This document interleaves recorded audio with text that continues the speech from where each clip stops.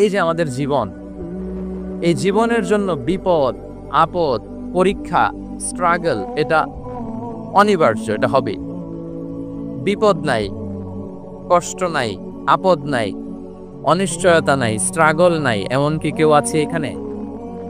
কেউ কি হাত তুলে বলতে পারবেন যে হুজুর আমার জীবনে কোনো বিপদ নাই, অথবা আমার জীবনে কোনো দুঃখ নাই, কষ্ট নাই, কোনো স্ট্রাগল নাই, কোনো রিস্ক নাই? এরকম সৌভাগ্যবান কেউ আছেন এখানে? তাহলে জীবনের জন্য পরীক্ষা এটা অনস্বীকার্য না, হবেই হবে পরীক্ষা। পৃথিবীর জীবনটাই এমন, এভাবেই এই লাইফকে ডিজাইন করা হয়েছে। পরীক্ষা থাকবে, এখানে বিপদ থাকবে, এগুলো উত্তীর্ণ হয়ে আপনাকে যেতে হবে। চির সুখ চির শান্তি এটাই পৃথিবীতে হয় না। চির সুখ এবং চির শান্তির জায়গা হচ্ছে জান্নাত। চির সুখ এবং চির শান্তি কোথায়? এটা জান্নাতের বৈশিষ্ট্য। চির সুখ চির শান্তি, টেনশন নাই, ঝামেলা নাই, পরীক্ষা নাই, বিপদ নাই, রিস্ক নাই, স্ট্রাগল নাই। এটা হচ্ছে দ্য ফিচার্স অফ জান্নাত, জান্নাতের ফিচার। কিন্তু সমস্যা বাদে তখন যখন জান্নাতের ফিচার আমরা দুনিয়ায় খুঁজি, যেটা পাবো আমরা জান্নাতে, এটা খুঁজি কোথায়? এই তখনই সমস্যা বাদ। And this is the main problem. এটাই বড় সমস্যা। এই সমস্যার সমাধান কোথায়, এটা নিয়ে আজকে আমি কিছু কথা অ্যাড্রেস করবো ইনশাআল্লাহ। তো তাহলে আসুন শুনি জান্নাতের ফিচার কি। জান্নাতের কমন একটা ফিচার হচ্ছে জান্নাতে there will be no sickness in paradise। জান্নাতে কোনো অসুস্থতা থাকবে না, চিরসুস্থ। সুবহানাল্লাহ পড়ে, চিরসুস্থ চির সবল, কেউ অসুস্থ হবে না জান্নাতে। জান্নাত হবে অ্যান্টি এইজিং, জান্নাতে বয়স বাড়বে না কারো, চির যৌবনা, চির যুবক, অ্যান্টি এজিং। আপনারা জানেন যে বর্তমান পৃথিবীতে অ্যান্টি এজিং ক্রিম পাওয়া যায় না? ক্রিম, কথা বুঝতেছেন? অ্যান্টি এজিং ক্রিম পাওয়া যায়। তারা বলে এই ক্রিম মাখলে চামড়ায় ভাঁজ পড়ে। এটার দাম আছে কিন্তু অনেক।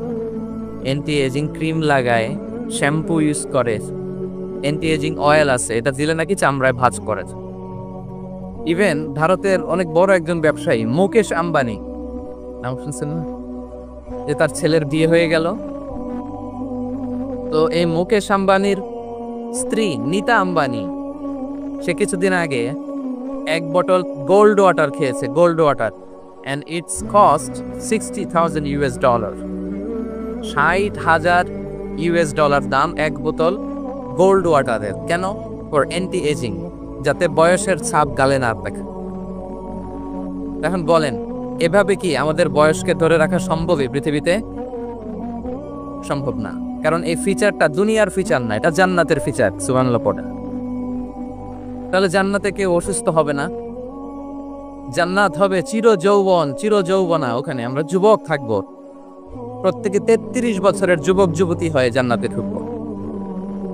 বিষ্ণু ইসলাম বলেন, আহলুল জান্নাতি জুরদা ওয়া মুরদা ওয়া আবনাউ সালাসিন ওয়া সালাসিন। জান্নাতে যারা যাবে শুভ্র দাড়িবিহীন, প্রত্যেকে হবে 33 বছর বয়সের। ওই যে 33 বছর বয়সে একবার ঢুকলেন, আর বয়স বাড়বে না, ওইটাই চিরকাল ওই বয়স পাবে। জান্নাতের আরেকটা ফিচার হচ্ছে নো ফ্রাস্ট্রেশন, কোনো চিন্তা নাই, দুশ্চিন্তা নাই, হাইপার টেনশন নাই, সজীব প্রাণবন্ত। সুবহানাল্লাহ। জান্নাতের আরেকটা ফিচার হচ্ছে there is no expiry date in জান্নাত। এক্সপায়ারি ডেট আছে? জান্নাতে যে ঢুকবো 7 দিনের জন্য চেক ইন, নাকি? চেক ইন কয় দিনের জন্য? 7 দিন, 10 দিন পরে চেক আউট করে ফেলবে, এরকম? নো এক্সপায়ারি ডেট, আজীবন। একবার এন্ট্রি পেলে বের হওয়ার টেনশন নাই। আল্লাহু আকবার। তাহলে no expiry date, rather it's eternal, আজীবন থাকবেন, খালিদিনা ফিহা, চিরকাল থাকবে। এবং জান্নাতের সবচেয়ে গুরুত্বপূর্ণ ফিচার হচ্ছে there will be no death in জান্নাত। জান্নাতে আপনার আর মৃত্যু হবে না, মৃত্যুর বিদায় হবে, তার মানে আপনি অমর হবে। তাহলে আপনি চির সুস্থ চির সবল হবেন জান্নাতে, চির যুবক থাকবেন, প্রাণবন্ত থাকবেন, আপনি অমর হবেন, আপনি জান্নাতে মরবেন না। জান্নাতীরা যখন জান্নাতে যাবে, ফেরেশতারা ডেকে বলবে, ইয়া আহলাল জান্নাতি ইন্না লাকুম আন তাসিহু ফালা তাসকুমু আবাদা। জান্নাতীরা চিরকাল সুস্থ থাকবে, অসুস্থ হবে না। ইন্না লাকুম আন তাশিব্বু ফালা তাহরামু আবাদা, তোমরা শাবাব থাকবা, বুড়া হবা না। ওয়া ইন্না লাকুম আন তাহইয়াউ ফালা তামুতু আবাদা, চিরকাল বেঁচে থাকবা, মরবা না। এবং সেদিন জান্নাতে মৃত্যু দেয়া হবে, মৃত্যু দেয়া হবে। ইউতাল মাউতু বিকাবশিন আমলাহ, একটা ছাগলের আকৃতিতে মৃত্যুকে আনা হবে। ফায়ুযবাতুল মাউত, মৃত্যুকে জবাই দেয়া হবে। এবার জান্নাতীরা তাকিয়ে থাকবে, ফেরেশতারা বলবে ইয়া আহলাল জান্নাতি খুলুদুন ফালা মাউত, এই জান্নাতীরা চিরকাল এই জান্নাতে থাকবে। তাহলে জান্নাতের ফিচার পাইছেন? এখন কোন বোকা যদি এই ফিচার দুনিয়ায় খোঁজে, পাবে না, কারণ দুনিয়ার ফিচার আলাদা। দুনিয়ার ফিচার কি? এই দুনিয়াতে বিপদ আসবে, কষ্ট আছে দুনিয়াতে, হতাশা আছে, ভয় আছে, অসুস্থতা আছে, বার্ধক্য আছে, এবং এই দুনিয়ার একটা এক্সপায়ারি ডেট আছে না? দ্য ডে ইউ ডাই, যেদিন আপনি মারা যাবেন, এটা আপনার এক্সপায়ারি ডেট, চলে যেতে হবে। এই পৃথিবীতে মৃত্যুর অস্তিত্ব আছে, সবকিছু থমকে দিয়ে, আপনাকে চমকে দিয়ে মৃত্যু চলে আসবে, ঠিক কিনা বলেন? তাহলে এগুলো হচ্ছে দুনিয়ার ফিচার। এই দুনিয়াতে বিপদ আপদ, কষ্ট, ঝুঁকি, স্ট্রাগল, পার্থক্য, অসুস্থতা, এগুলো নিয়ে আমাদেরকে টিকে থাকতে হয়। এটা দুনিয়ার ফিচার, মিলাই ফেললে হবে না। জান্নাতের ফিচার একটা, দুনিয়ার ফিচার আরেকটা। দুনিয়াতে কষ্ট থাকবে, বিপদ আপদ থাকবে। এই দুনিয়ার ফিচারটা আল্লাহ তাআলা কোরআনের একটা আয়াতে খুব চমৎকার ভাবে উল্লেখ করেছেন, সেটা দিয়েই আমি আলোচনা শুরু করেছি। আল্লাহ তাআলা ইরশাদ করছেন, ওয়ালা নাবলুওয়ান্নাকুম বিশাইইম মিনাল খাউফি ওয়াল জু'i ওয়া নাকসিম মিনাল আমওয়ালি ওয়াল আনফুসি ওয়াস সামারাত ওয়া বাশশিরিস সাবিরিন। আল্লাহ তাআলা বলছেন, অবশ্যই আমি তোমাদেরকে পরীক্ষা করব, ভয় দিয়ে, ক্ষুধা দিয়ে, সম্পদের ঘাটতি দিয়ে, আতঙ্ক দিয়ে, প্রাণনাশ দিয়ে, ফল ফসলের হানি দিয়ে পরীক্ষা করব। কিন্তু এই পরীক্ষায় যারা উত্তীর্ণ হবে, যারা সবর ইখতিয়ার করবে, ওয়াবাশশিরিস সাবিরিন, ধৈর্যশীলদের জন্যই হচ্ছে সুসংবাদ। আলহামদুলিল্লাহ পড়ে। তাহলে সম্মানিত সুধী, আমরা বুঝতে পারলাম এই পৃথিবীর ফিচার হচ্ছে এখানে বিপদ থাকবে, বিপদ ছাড়া কেউ থাকবে না। স্ট্রাগল থাকবে, কষ্ট থাকবে, ঝুঁকি থাকবে, রিস্ক থাকবে, এবং নানা ধরনের বিপদ আপদ দিয়ে আল্লাহ তাআলা আমাদেরকে পরীক্ষা করবে। এটা মাস্ট, এটা আমাদের মাইন্ডসেটে নিয়ে নিতে হবে। মাইন্ডসেটে এটা ক্লিয়ার থাকতে হবে। চিরসুখ চিরশান্তি এই দুনিয়াতে মিলবে, কোথায় মিলবে তাহলে? এটা তাহলে বিপদ আসবেই, আপদ আসবেই, পরীক্ষা থাকবেই আমাদের জীবন। তবে ইন্টারেস্টিংলি মজার বিষয় হচ্ছে, পরীক্ষাটা এক একজনের এক এক রকম। পুরো পৃথিবীটা একটা পরীক্ষা ক্ষেত্র, কিন্তু কারো প্রশ্নপত্রের সাথে কারো প্রশ্নপত্রের কোনো মিল নাই। সুবহানাল্লাহ। আমার পরীক্ষা একরকম, আপনার পরীক্ষা আরেক রকম, ওই ভাইয়ের পরীক্ষা আরেক রকম, ওনারটা আরেক রকম। সবাই পরীক্ষার্থী, কিন্তু কারো প্রশ্নপত্রের সাথে কারো প্রশ্নপত্রের কোনো মিল নাই। কারোর জন্য পরীক্ষা হচ্ছে সে খুব অসুস্থ, প্রচন্ড অসুস্থতা, তার জন্য পরীক্ষা। ক্যান্সারের রোগী, দুরারোগ্য ব্যাধি, ডক্টর বলছে 4th স্টেজে চলে আসছে, কয়েক মাস বাঁচতে পারে, এটা তার জন্য পরীক্ষা। আবার কারো দেখবেন যে খুব একটা অসুস্থতা নেই, অসুস্থতার ঝামেলা নাই, কিন্তু তার দারিদ্রতা আছে, তার আর্থিক অনটন, এটা তার জন্য পরীক্ষা। আবার কারো দেখবেন অসুস্থতাও নাই, দারিদ্রতাও নাই, তার দাম্পত্য জীবনের সমস্যা আছে না নাই? অনেকের দেখবেন এগুলো কোনোটাই সমস্যা না, তার ছেলে কথা শোনে না, মাদকাসক্ত, রিহ্যাবে পাঠায়, আবার আসে, আবার গাঁজা খাওয়া শুরু করে, আছে না নাই বলেন? দেখেন তার পরীক্ষাটা আবার আলাদা। অনেকের দেখবেন মেয়ে বাবার কথা শোনে না। আবার অনেকের দেখবেন যে ব্যবসায় সমস্যা, লসের পর লস, লাভ উঠাতে পারে না। তাহলে পরীক্ষা ছাড়া, বিপদ আপদ ছাড়াই দুনিয়াতে কেউ নাই প্রিয় ভাই। এটা আমাদের মাথায় রাখতে হবে। পরীক্ষা আপনাকে দিতেই হবে, পরীক্ষা দিয়ে দিয়ে নিজেকে প্রমাণ করতে হবে। আর এক একজনের পরীক্ষাটা এক এক রকম, কারো পরীক্ষার সাথে কারো পরীক্ষার কোনো মিল থাকবে না। তো মাঝে মাঝে আমরা এটা ভুলে যাই, আল্লাহ তাআলা কালামে পাকে রিমাইন্ডার দিয়ে আমাদেরকে স্মরণ করিয়ে দিতে চান যে এই পৃথিবীতে আসলে তোমরা এসেছো পরীক্ষা দিতে। এটাই জীবনের বড় বাস্তবতা। আমাদের জীবনে যত হতাশা, আমাদের জীবন নিয়ে যত অভিযোগ, আমাদের মনে যত কষ্ট, আমাদের হৃদয়ের ভেতরে যত অস্থিরতা, তার মূলে হচ্ছে এই সমস্যা যে আমরা ভুলেই গেছি আমরা পরীক্ষা দিতে আসছি।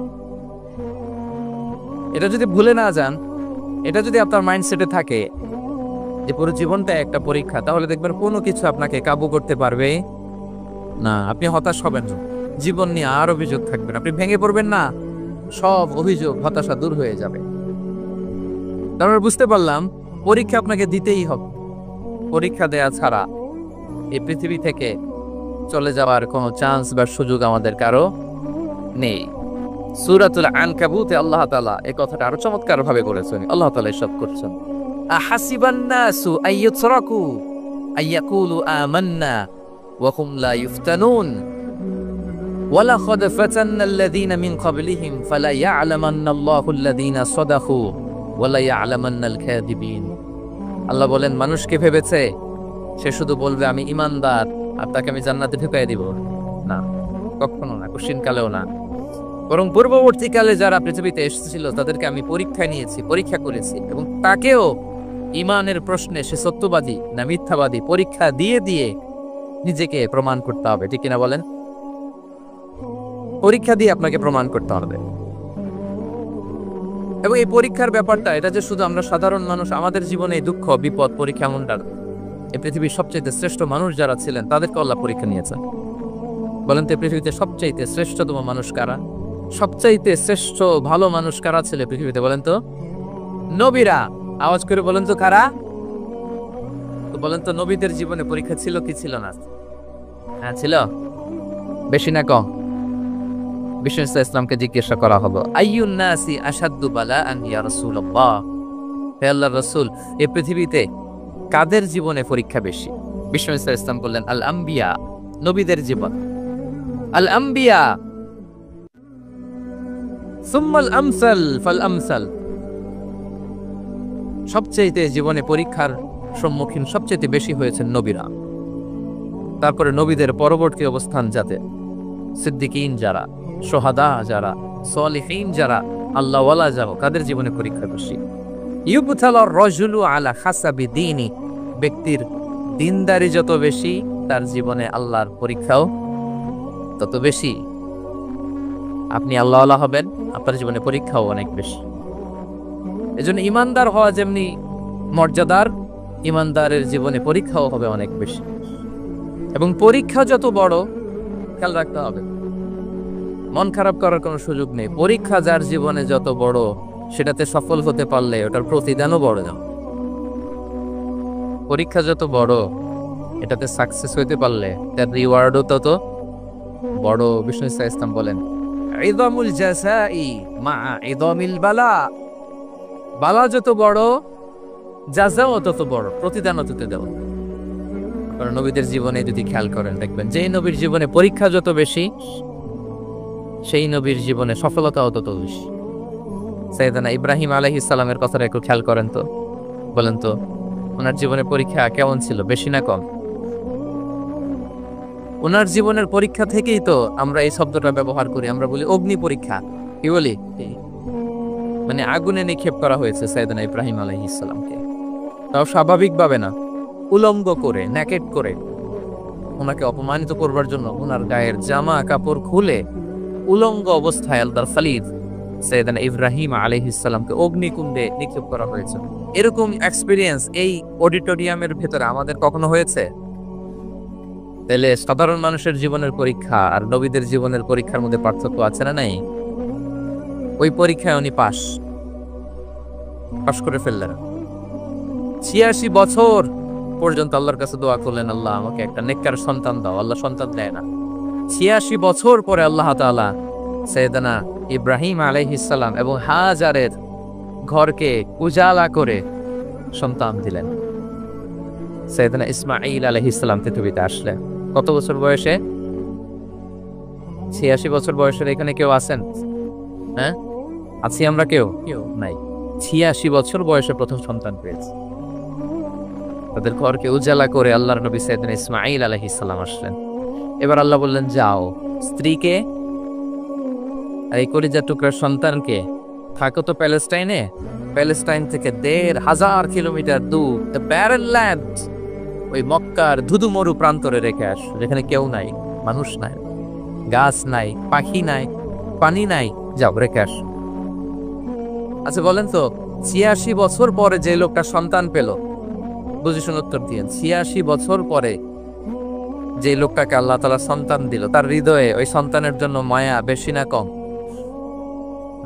এমনি তো আমাদের প্রথম সন্তানের হিস্ট্রিটা একটু খেয়াল করেন তো। প্রথম আমাদের যে মেয়ে হয়েছিল বা যাদের ছেলে হয়েছিল, তার প্রতি আদর, সোহাগ, দরদ, ভালোবাসা, আল্লাহ কত ছিল।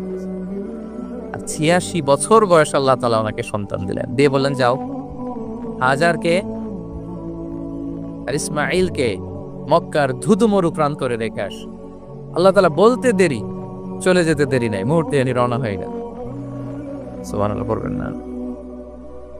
রেখে আসলেন মক্কার ধুধুমরু প্রান্তরে।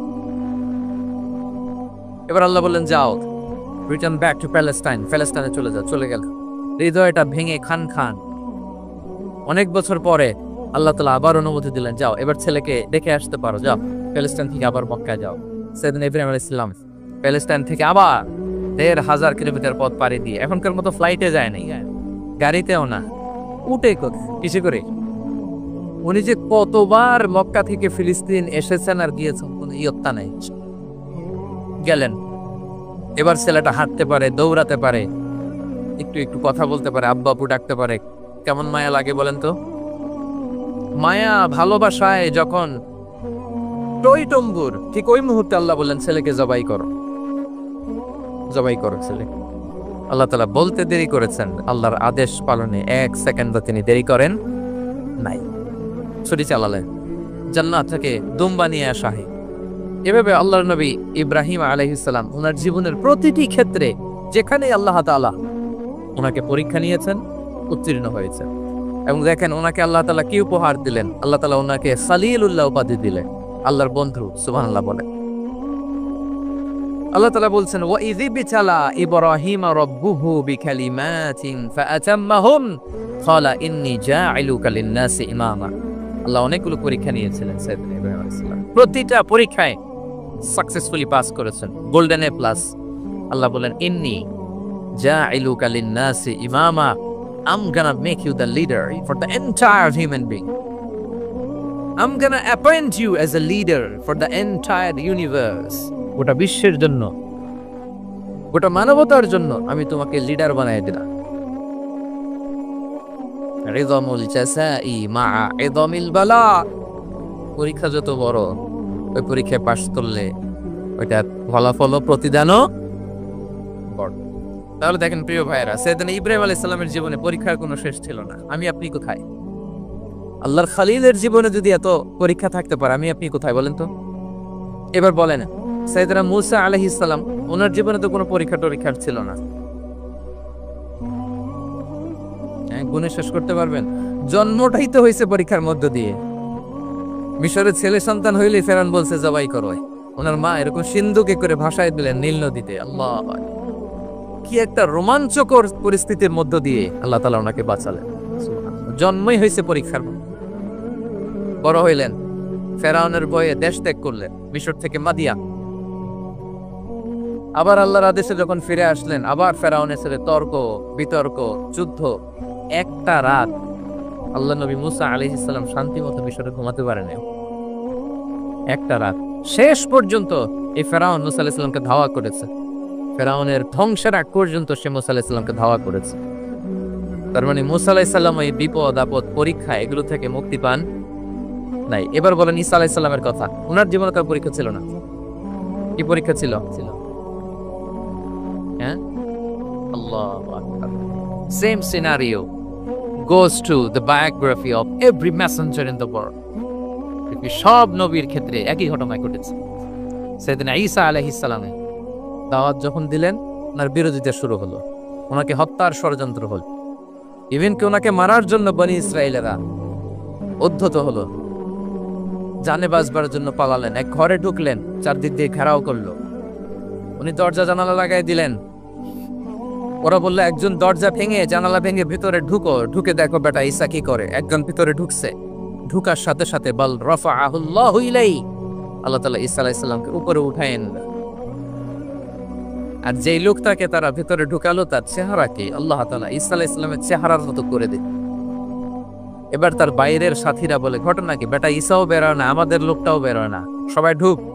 দরজা ভেঙে ভেতরে ঢুকে দেখে ঈসা দাঁড়ায় আছে। বলেন তো এটা ঈসা না বিসা? এটা কি আসল ঈসা? ওমা কতালু ওমা সলাবু ওয়ালাকিন শুব্বিহা লাহুম। আল্লাহ বলে তোমরা আমার নবী ঈসাকে হত্যাও করতে পারো নাই, শুলেও চড়াতে পারো নাই, আমি সেফটি সিকিউরিটি দিয়ে আমার নবী ঈসা আলাইহিস সালামকে আকাশে তুলেন। তাহলে ওনার জীবনও পরীক্ষার শেষ ছিল না।